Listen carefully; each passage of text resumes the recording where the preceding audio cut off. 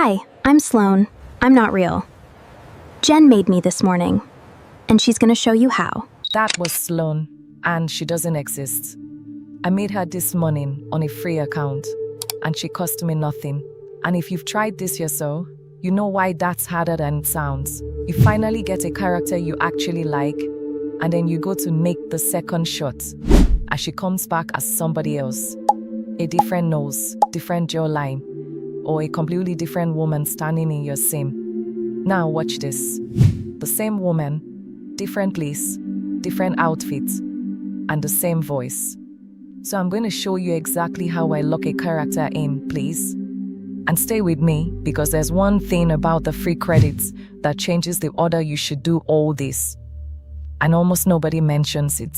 So head to labs.google/flow and start a new project. Now here's the first thing, and it's the one most people skip. Don't go straight to video. Your character has to come first, because everything you make afterwards is going to reference her.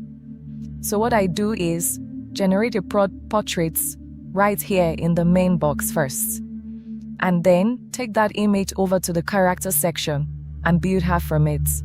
Get her right once, and every shot after it stays on model. Get her wrong, and you'll be fighting drifts the whole way through. Now, you've got 4 ways in here. Those sample characters along the top are fine for a quick look at what the tool can do, but you're not really in control of what comes out. So I'll treat them as a demo rather than a starting point. You can also describe her right here in this box, which is the same thing I did a minute ago, and the main window, just inside the character screen instead. Either one works. And if you're not sure how to describe a face, don't worry, because almost nobody is. I just tell Claude the kind of person I'm imagining and ask it to write me a proper character prompt. I've actually built it as a set of instructions for that, so it writes them the same way every time. And that's in the free pack if you want it. Then, down at the bottom, you've got Upload and Add from Projects. Upload is for a face already sitting on your desktop, and Add from Projects is the one I'm using because our portrait is already in here from a minute ago. Give her a name, and try not to use one that's very common or one that belongs to somebody famous, because the model already has associations attached to those names, and it will quietly change the face on you. Next is the voice, and this is my favorite part, because now she isn't just a face, she has a sound, and you can build one from scratch if you want to. But honestly, the list is good and it's a lot quicker. You just play a few of them until one of them sounds like her. And here's the bit that matters. Once you save it, that voice belongs to her. So every video you make with her from now on comes back sounding like the same person. Under her voice, there's a character info. It's marked optional. But read what it says underneath, because the flow agent uses this to build your scenes. So give it 2 lines on how she carries herself, since consistency isn't only a face, it's behavior.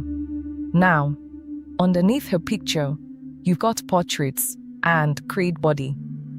And those are the 2 references Flow wants from you. The portrait is the face, and we've already done that one.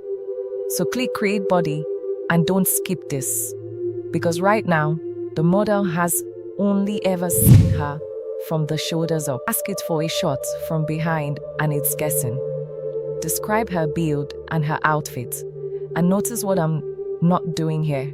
I'm not describing her face again, because the portrait is already doing that job. And if I describe her twice, I'm just fighting my own reference.